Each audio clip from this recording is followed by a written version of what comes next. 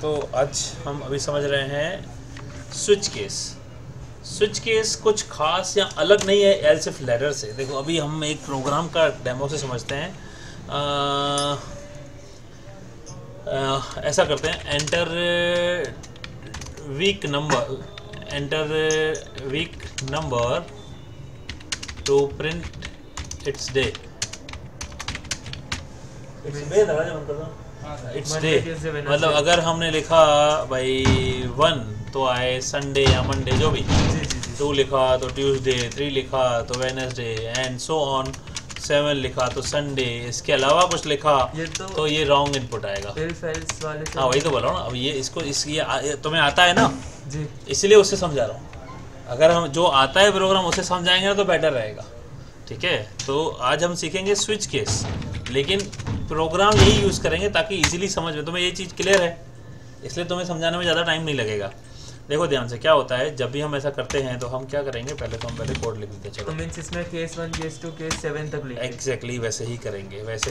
इसमें कोई अंतर, वही लॉजिक है, वही है हमारा।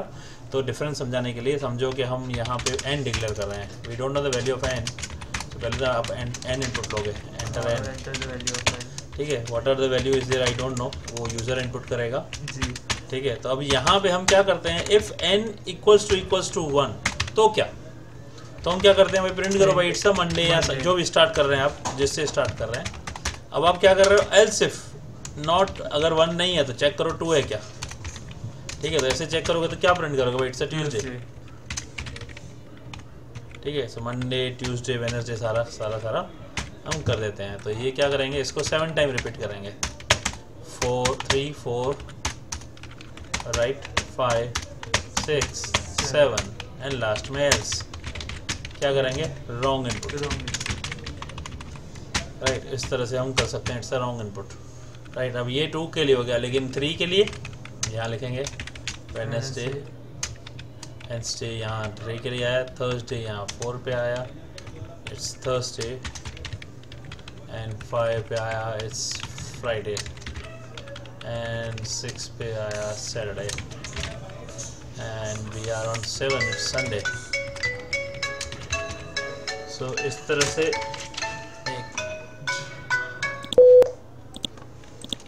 ये हो गया 7 संडे। अब एल्स इसके अलावा कुछ है तो रॉन्ग इनपुट। देखो अब ये तुमने प्रोग्राम किया है, ठीक है, इस प्रोग्राम में कोई गड़बड़ी नहीं है। वीक नम करके कैसे कर देते हैं इसको, देखेंगे 6 सैटरडे 12 रॉन्ग इनपुट। ठीक है, अब इसमें क्या होता है, इसमें होता है एन इनपुट होता है। एन इनपुट होकर क्या चेक करता है, क्या एन 1 है, अगर ट्रू है तो ये होता है, नहीं है तो एल्स में जाता है, फिर चेक करता है क्या एन 2 है, ट्रू है तो ये होता है, नहीं है तो फिर से एल्स में जाता है, फिर ये देखता है ट्रू है तो ये ब्लॉक में आएगा, अगर नहीं है तो फिर एल्स में जाएगा, ट्रू नहीं है तो फिर इधर जाएगा, नहीं है तो इधर जाएगा, नहीं है तो इधर आएगा, लास्ट में सारे कंडीशन फॉल्स तो एल्स में आता है। जब अगर कोई मैं वैल्यू यहाँ पे डालता हूँ मोर देन 7, तो ये प्रोसेस फास्ट हमको स्क्रीन पे दिख जाता है फटाफट, लेकिन कंप्यूटर क्या करता है, इतना फास्ट प्रोसेस कर लेता है कि ये सब चीज़ों को चेक कर लेता है। अब सेम सारा प्रोग्राम देखना ध्यान से, ये इसको मैं कमेंट में कर देता हूँ, यहाँ पे सारा प्रोग्राम सेम होगा। अब यहाँ पे क्या करेंगे, विल मेक अ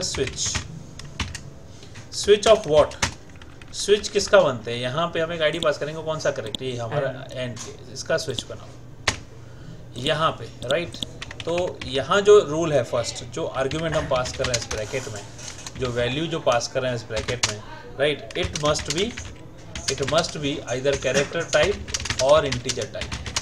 फ्लोट नहीं होनी चाहिए इसके अंदर जी, ये रूल है, फ्लोट नहीं होना चाहिए। यहाँ केस करके हम कांस्टेंट बताते हैं, this is nothing but a constant label.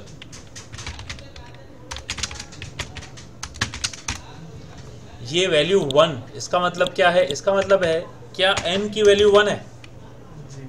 इसका मतलब ये है, सिंपल n का केस बन रहा है, यानी ऐसा कह सकते हैं, in case the value of n is 1 then what to do.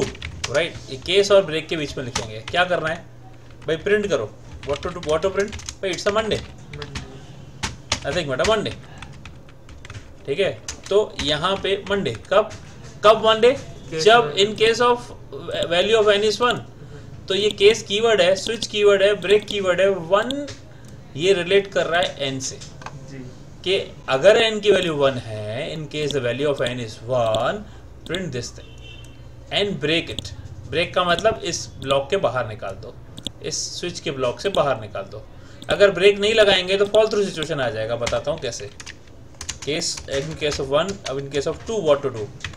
तो यहाँ प्रिंट करो ट्यूसडे, राइट। अगर आप चाहो तो एक साथ भी लिख सकते हो, उससे फर्क नहीं पड़ने वाला, right. Tuesday and you can put here and you can put the break here. एक लाइन में लिख देंगे तो भी चलेगा, राइट। केस 1, केस 2, केस 3, 4, 5, 6 मैं लिख देता हूँ, 3, 4, 5, 6 and 7। So Tuesday, then it's come Wednesday,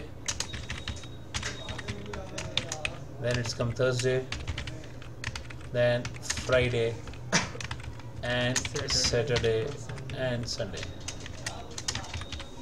right। अब देखेंगे बिल्कुल सेम टू सेम, ये मैंने नीचे कमेंट किया है, राइट। फिर इसको सेम टू सेम रन करा रहा हूँ, you'll see the output same, कोई फर्क नहीं। अब what if यहाँ wrong, तो यहाँ तो है ही नहीं, 1 to 7 दिया है, तो 9th का रॉन्ग का तो आया ही नहीं, तो क्या करने का।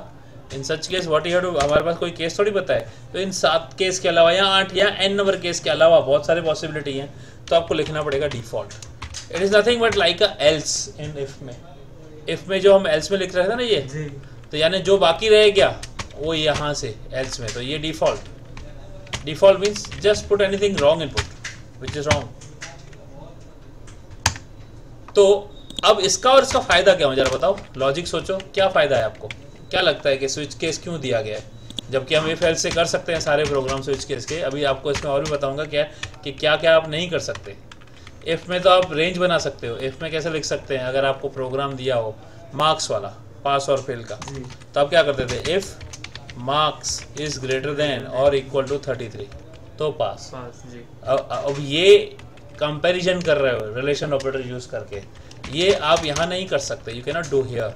इसमें हियर नहीं, हियर नहीं, डायरेक्ट जो वैल्यू डाली वही सीधा चेक करेगा ही। तो इक्वलिटी ऑपरेटर की ही यहाँ पे आप कोई रेंज नहीं बना सकते, जैसे कि एंड और एंड लॉजिक नहीं लगा सकते और नहीं लगा सकते, ठीक है।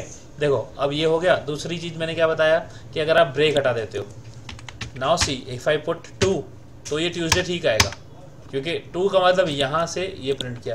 If I put 1 it will print Monday and Tuesday. क्यों? क्योंकि मंडे के बाद यहाँ ब्रेक नहीं लिखा, तो ये साथ में ये प्रिंट भी हुआ, ये भी प्रिंट हुआ और ये ब्रेक करना पड़ा। क्या बोल रहा था?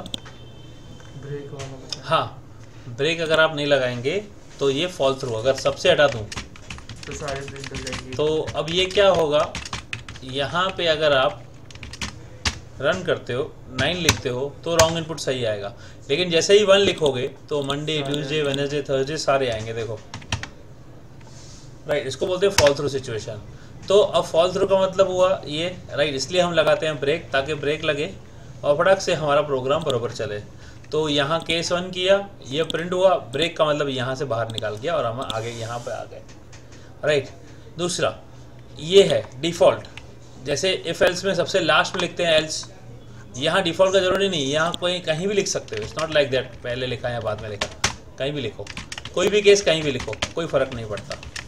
वो तो सीधा इनपुट डालेंगे उस पर ही आएगा। हाँ, ये बता रहा हूँ, वही बता रहा हूँ, इससे कोई फ़र्क नहीं पड़ता कि आपने यहाँ क्या वैल्यू लिखा है, राइट। डजंट मीन्स कि आपने यहाँ लिखा है ये ऐसा है, तो ये डिफ़ॉल्ट भी यहाँ लिख दिया, उससे भी कोई प्रोग्राम में फ़र्क नहीं आने वाला। देखो अब दूसरा, इफ में क्या होता था, पहले चेक होता था जी, फिर एल्स में दोबारा बाद में जाता था, यानी रॉन्ग डाला तो ये 8 बार या 7 बार चल रहा है, 8वीं बार में यहाँ आ रहा है।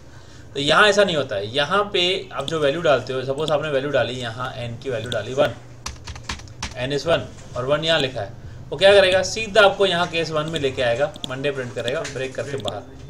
तो ये क्या हुआ, इफ एल्स से बाहर फास्ट हुआ कि नहीं हुआ, फास्टर देन इफ एल्स, लेकिन ये हमें फील नहीं होगा, ये कंप्यूटर की स्पीड में आएगा, हमें फीलिंग नहीं आएगा। फ़र्क ये है कि यहाँ सीधा, अच्छा ये देखो डेमो, यहाँ n की जगह पे आप लिख दो सीधा 5, तो इसका मतलब क्या है, सीधा कुछ भी वैल्यू डालो उससे फ़र्क नहीं पड़ने वाला, ये हमेशा वैल्यू जो है ना फ्राइडे प्रिंट। देखो यहाँ पहले आप 7 लिखो फ्राइडे, फ़र्क नहीं पड़ता है कि आपने n की वैल्यू क्या, क्योंकि आपने यहाँ लिख दिया है n, ठीक है, ऐसे। तो ये n इसलिए लिखते हैं कि वैल्यू क्या है। अगर मैं यहाँ n को फ्लोट कर दूँ, देखो now see here percentage f, now when I compile you see then error कि क्या आया भाई, ये क्वांटिटी स्विच के अंदर जो लिखी है राइट, ये इंटीजर नहीं है। अच्छा, तो स्विच की क्वांटिटी यानी जिसके अंदर जो वैल्यू है वो क्वांटिटी बोलते हैं, इसको हम क्या बोलते हैं, it should be integer, it has to be integer, otherwise you will not get it properly.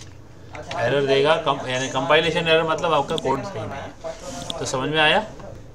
और इसके अलावा यहाँ पे सपोज केस 1 2 3, अब बताता हूँ और चीज़ें। सपोज ये लिखा 1 यहाँ पे, अब सोचो कि 8वां दिन क्या होता है फिर। अगर मैं 8 डालूँ तो क्या आएगा,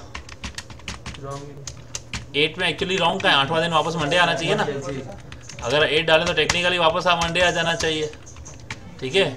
तो अगर मैं 8 भी मंडे पे लाना चाहूँ तो कैसे करेंगे, यहाँ करेंगे case 8, case 15, case 22 and case 27।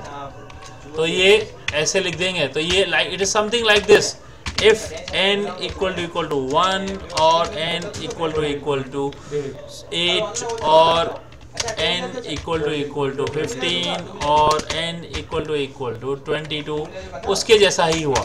अगर आप मल्टीपल है तो आप ऐसे केस पे लिख सकते हो। देखो अगर अब मैं यहाँ लिखता हूँ अभी 8 तो मंडे, देखो 22 तो मंडे, लेकिन 23 डिफाइन नहीं किया है तो रॉन्ग इनपुट। इस तरह से भी कर सकते हो, मल्टीपल चीज़ें ऐसे डिक्लेयर। अभी यहाँ पे कैरेक्टर में कन्वर्ट कर दूँ अगर मैं इसको, if I convert this into character, so what will happen now. अगर ये कर दिया 1 लिखा तो ये एरर देगा, क्यों, क्योंकि 1 इज कैरेक्टर।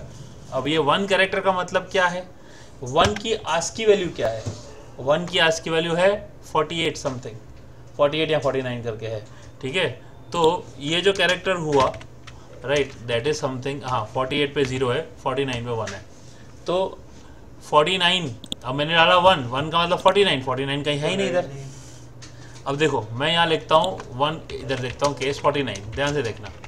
अब स्टोर करता हूँ यहाँ 1 तो आएगा Monday. This is not because of 1। अब ये देखो 1 हटा दो यहाँ से राइट। अब देखो यहाँ लिखता हूँ 1, देखो अगेन मंडे, क्यों, 1 की आस्की वैल्यू है 49 और ये 49 मैच हुआ, लेकिन मुझे 1 से मैच कराना है तो मैं क्या लिखूंगा, केस 1। सर इफ हम 1 ये ऐसे लिखेंगे केस 1, क्योंकि कैरेक्टर है ना तो सिंगल कोड डालोगे, केस 1 और ये केस 2। फिर आपको कोड डालना पड़ेगा, वैल्यू को कोड में डालना पड़ेगा। 3 case 4, now case 5 6 and case 7। तो आप देखोगे तो ये सिंगल कोड में है। तो सिंगल कोड में आज की वैल्यू नहीं, डायरेक्टर करेक्ट मैच होता है। देखो 1 से मंडे आया right, now you can see 6 पे सैटरडे आया। ये सिंगल कोट लगाना जरूरी होता है। अब 1 लिखा, अच्छा मैं लिखता हूँ केस एम पे भी मंडे प्रिंट करो और केस स्मॉल एम पे भी मंडे प्रिंट करो। देखो ये लेते हैं और यहाँ लेते हैं स्मॉल एम तो आएगा मंडे। इस तरह से स्विच केस काम करता है। इस ब्रेक में, केस और ब्रेक के बीच में आप कुछ भी लिख सकते हो, कुछ भी मतलब पूरा का पूरा प्रोग्राम कोड भी लिख सकते हो। यहाँ पूरा केस 1 में पूरा प्रोग्राम डिफाइन कर दिया राइट, केस 2 में दूसरा प्रोग्राम डिफाइन कर दिया, केस 3 में दूसरा प्रोग्राम, पूरा का पूरा कर सकते हो। तो स्विच केस में मैंने देखो ऑलमोस्ट सब चीज़ें बताई। इसको नेस्टेड स्विच भी कर सकते हो, स्विच के अंदर भी स्विच आ सकता है। यहाँ पे अगर मैं कुछ इनपुट ले रहा हूँ राइट, सपोज स्कैनएफ करके कोई चीज़ें ले ली है, कोई और वेरिएबल भी है समझो राइट, तो यहाँ पूरा का पूरा दोबारा एक स्विच बना सकता हूँ मैं, समझे। और फिर ये इसका स्विच के अंदर का स्विच हुआ, इसको बोलते हैं नेस्टेड स्विच। स्विच के अंदर भी एक और स्विच, ये स्विच है। इस स्विच के केस 1 में एक और स्विच है, हो सकता है केस 2 में एक और स्विच हो, केस 3 में एक और स्विच हो, सब में।